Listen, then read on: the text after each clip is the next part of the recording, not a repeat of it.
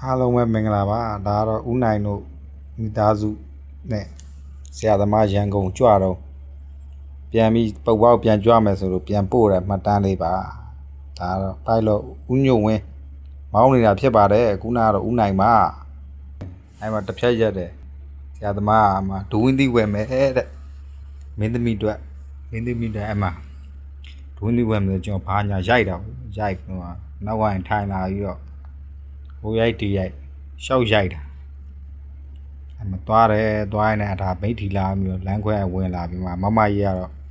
စကားတွေပြောနေတာဟိုကဆရာမနဲ့မမကြီးကအဲ့ဒါဆက်သွားတယ်ဗျာဘာညာအညာတော့စရောက်လာပြီဒါကတော့ဖုတ်ပါရဲ့မနက်ခင်းရာသီဥတုကတော့တွေ့တဲ့အတိုင်းပဲဆိုဖာဘာအောင်မင်းကောင်ကျောင်းတိုင်းမှာတဲတာပါလို့ဆရာတော်ဗျာတဲပါတယ်ဗီဒီယိုထဲမှာသုံးသန်းတိုင်းပုတ်ပါဆိုရင်တော့အန်ကီတွေမြောက်တွေကိုစိုးသွမ်းတာအဲ့ကောင်တွေမရဘူးထိန်းလို့သိမ့်လို့မရကလေးတွေကလည်းပေါက်နေတာအများကြီးပဲဒီကောင်တွေကတခါသွားရင်ဘယ်နှကောင်ပေါက်လို့ပေါက်မှမသိဘူးဒါတော့အပေါ်နန်းပါပုတ်ပါမယ်တော့ရနန်းကျော်တဲတာဒီမှာတဲတာပါလို့အားလုံးပဲရာသီဥတုကြည့်လိုက်တော့ဗျာตาရကြက်ပဲဒါတော့ပုတ်ပါမယ်တော့မင်းနှစ်ပါးနဲ့ဘိုးဘိုးကြီးတွေရောတွင်း309မင်းနန်းဖြစ်တဲ့အပေါ်နန်းမှာဦးမင်းကျော်ကြီးရောအားလုံးနန်းနေဖြစ်ပါတယ်ဒါတော့ဘာထီဆောင်နန်းအပေါ်အပြီးတော့ပုတ်ပါရဲ့မနက်ခင်းလေးကိုရိုက်ပြလာတာဖြစ်ပါတယ်ဂျာတိဥစုကဘလောက်ကောင်းလဲဆိုတွေ့တဲ့အတိုင်းပဲตาရချက်ကတော့ဒါတော့မြူလေးတွေနည်းနည်းကဲသွားပြီးတော့လင်းတဲ့အချိန်ပေါ့ဗျာဘလောက်ตาရလိုက်ကြည့်ပါဦးစိမ့်လန့်ဆိုပြေရှင်နဲ့အေးသွားတာပဲပုတ်ပါရောက်တိုင်းအမြင်ကိုကြည့်ရဒါတော့ဆရာသမားပွဲတွေပြင်းနေတာပါသားတပည့်တွေပွဲတုံးအောင်ဦးနိုင်တော့အမရွှေမိုးငွေမိုးရွာမယ်ဦးနိုင်အဲ့လေဦးနိုင်ရွှေမိုးငွေမိုးရွာမယ်ဦးညွန့်ဝင်ကလည်းလှုပ်နေတာဦးညွန့်ဝင်ဟုတ်နေတာဦးနိုင်ရတကယ်လူပြောကြီးပြောဖို့ကောင်းဆရာသမားကတော့စီမံနေတာပေါ့ပွဲတွေထိုးဖို့စီရင်တာဦးညွန့်ဝင်နဲ့စကားတွေပြောလာဆရာမဖြစ်သူကလည်းလုံနေတာဘာတွေလုံနေလဲသူ့ပွဲမှာပန်းလေးတွေတွားပြီးတော့ထိုးတာတော့လှပြင်းဒါတော့ဖေးကြီးပါလို့ကျွန်တော်ဘွားရဲ့အမှတ်တရပေါင်းများစွာရှိခဲ့တယ်အဖေးကြီးပါဘလို့ပဋ္ဌာန်းဆက်လဲတော့မသိဘူးစူတောင်းတိုင်းဖြည့်ဆည်းပေးတယ်ဒါပေမဲ့လမ်းမရောက်မဲ့စူတောင်းနေတော့မဖြည့်ဆည်းပြီးဒါတော့ဘာထီဆောင်နံမှာရှိတယ်ဘာဝိဇ္ဇာတွေပုံတော်တွေပါ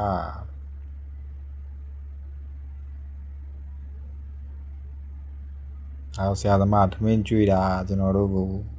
ထမင်းကလည်းစားကောင်းတယ်အဲ့နေရချက်တာကမမကြီးချက်တာပါမမကြီးကချက်ပြီးတော့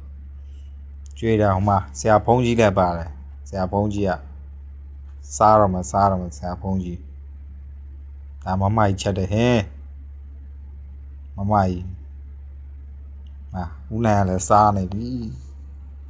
ဦးညို့ကိုထက်မကြွေဘူးဦးနိုင်ကစားနေတဲ့ဦးညို့ရဲ့ရှိုးနေပြီဆရာမတို့မမကြီးရောဆရာသမားတွေရောဖေးရဲ့ရှင်းမှာဓမင်းစားတာပါ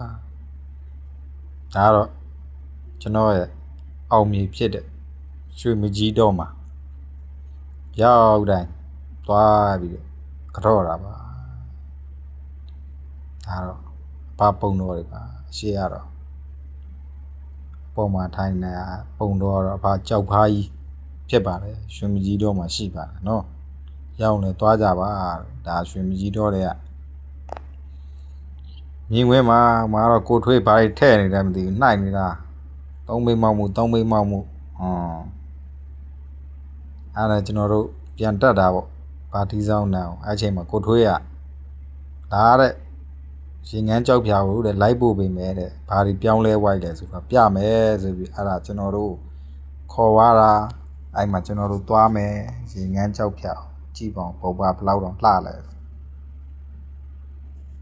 ကျွန်တော်အဲ့နေ့ရတယ်ကျွန်တော်လမ်းလျှောက်တက်ခဲ့တာအခုကတော့3ဘိတ်နဲ့သွားနေရပြီဘလောက်လှလဲကြည့်ဒါကတော့ရင်ငန်းကြောက်ပြာကိုသွားတဲ့လမ်းမှာဘေးနာကတော့ဒါရက်ကွက်ပေါ့ကြေးရွာပေါ့နော်လူနေအိမ်နေတားရတဲ့လမ်းလေးတွေလည်းကောင်းလာပြီတော်တော်လည်းတိုးတက်လာပြီစိတ်ချမ်းသာတပည့်နေဆိုတော့စိတ်လန့်ဆိုးပြေးနေတာဒါတော့ကျွန်တော်တို့အိုးဝေလေးနဲ့တွားရတာပါခင်ဗျာဒါတော့ရင်ငန်းကြောက်ပြောင်ဆင်းတဲ့လမ်းအရင်တော့ကတော့ဒီလိုလှေကားတွေမရှိဘူးပေါ့ဘူကလှေကားတွေနဲ့ဖြစ်သွားဒီနေရာကထူးဆန်းတယ်ကျွန်တော်ပုတ်ပါကိုမရောက်ခင်မှာအိမ်မက်မှတ်ဘူးတဲ့နေအဲ့ဒါနဲ့ကျွန်တော်ရောက်သွားတဲ့အချိန်မှာငါဒီနေရာကိုရောက်ဘူးလေဘယ်ရလဲမသိဘူးစဉ်းစားတဲ့အချိန်အိမ်မက်ဖြစ်တယ်အိမ်မက်ထဲကနေရောက်သွားအဲ့မှာရောက်ပြီးတဲ့ကျွန်တော်ရောက်တိုင်းပုတ်ပါရောက်တိုင်းကျွန်တော်အဲ့နေရာကိုသွားဖြစ်တယ်ထူးဆန်းမှုတွေပေါ့အဲ့မှာတော့ထမ်းဆက်လို့ပဲပြောရမလားအကျိုးကြောင့်ပဲရှိလို့လားအဲ့လိုပေါ့တောအုပ်လေးတွေနဲ့ဒါလမ်းလေးတွေဆိုရင်လည်းအခုဒါခဲနာပေးတာလူတန်းနဲ့9သားသမီးတဲ့အားလုံးကျမ်းမှချမ်းသာပါစေလို့ကျွန်တော်လည်းဒီရပြီးတော့မေတ္တာပို့ဆုတောင်းမိပါဗျာတကယ်ကိုတတရရလေးဖြစ်သွားပြီကျွန်တော်တို့မြေကြီးလမ်းလေးတွေဒါတော့ရှင်ငန်းကြောက်ဖြာရေထွက်နေရပါလို့အဲ့ကြီးက24နာရီဟလားတစ်နှစ်ပတ်လုံးထွက်နေတော့ဒီကပုပ္ပအောက်ခြေရရွာလူတွေတဲ့တုံးလို့ရတယ်အဲ့ကြီးကအေးနေတာပဲအဲ့ကြီးတယ်တောက်လို့လည်းရအဲ့ကြောက်ဖြားတဲ့ရေငန်းကြောက်ဖြားတဲ့ခေါ်တယ်အဲ့နဲ့ရေထွက်ပေါ့ဗျာမရှိတယ်အဲ့လိုစင်စင်သွားတာဒါဒီနေရာမှာရင်တော့ဒီလိုမတိုးတက်သေးဘူးအခုကတော့တော်တော်တိုးတက်ပြောင်းလဲသွားကျွန်တော်ဒီနေရာမှာပရိစိတ်ဘူးပဲညနေဆောင်ကြီး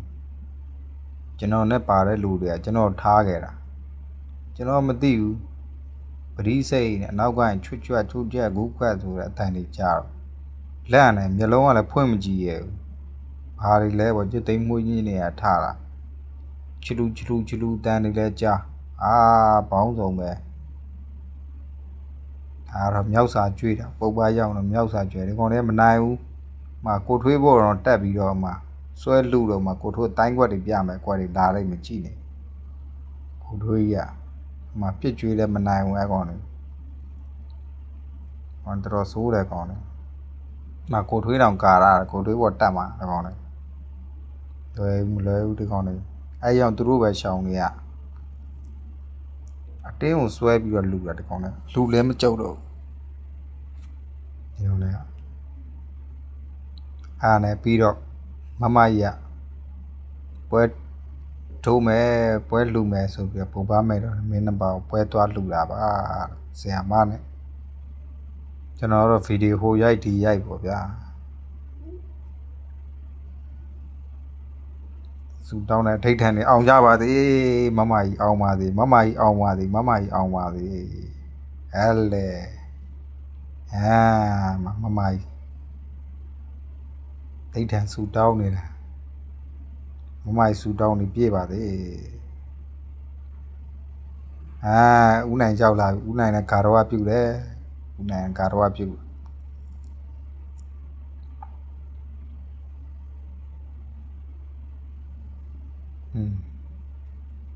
အားနဲ့ဦးနိုင်ဂါရဝပြုတ်ပြီးအဲ့မှာမြောက်စာတွေကျွေးတာ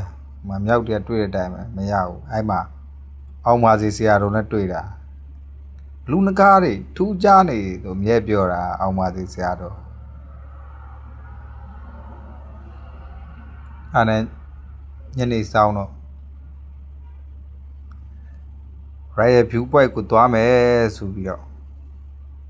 တုတ်မောင်းတဲ့ကိုတယောက်လိုက်ပို့ပေးတာအဲ့ဒါနဲ့သွားဖြစ်တယ်ပေါ့ဗျာပုပ်ပါမျိုးပေါ့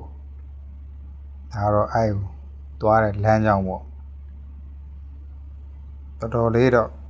လမ်းနေနည်းနည်းစိုးနေတဲ့အဲ့နာလေးတွေကြိုက်လေးပူးလေးတွေနားတော့လောက်ပါတယ်မလုံးမှုလောက်ပါတယ်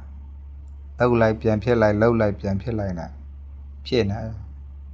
ကျွန်တော်တို့ခဏခဏပုပ်ပွားရောက်တော့သိတယ်လေအဲ့ဒါ Royal View Point ကိုရောက်တယ်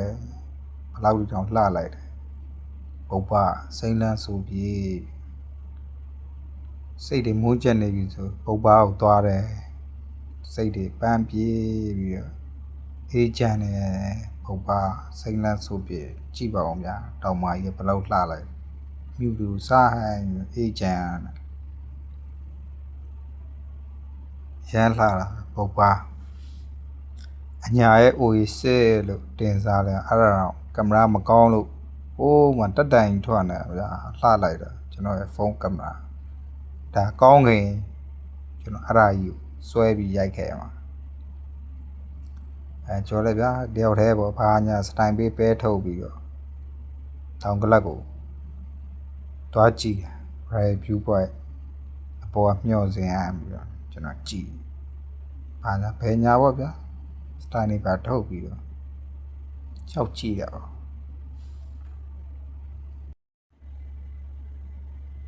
ဒါတော့ပုပ်ပါကိုသွားခဲ့တဲ့အမှတ်တရဗီဒီယိုလေးပါကြည့်ပေးတဲ့လူတွေအားလုံးကျေးဇူးတင်ပါတယ်နောက်ဗီဒီယိုလေးတွေတင်နေကြည့်ပေးကြပါဦးကျွန်တော်ရဲ့တချင်းလေးတွေထွက်လာအားပေးကြပါဦးအားလုံးကြမ်းမှချမ်းသာကြပါစေ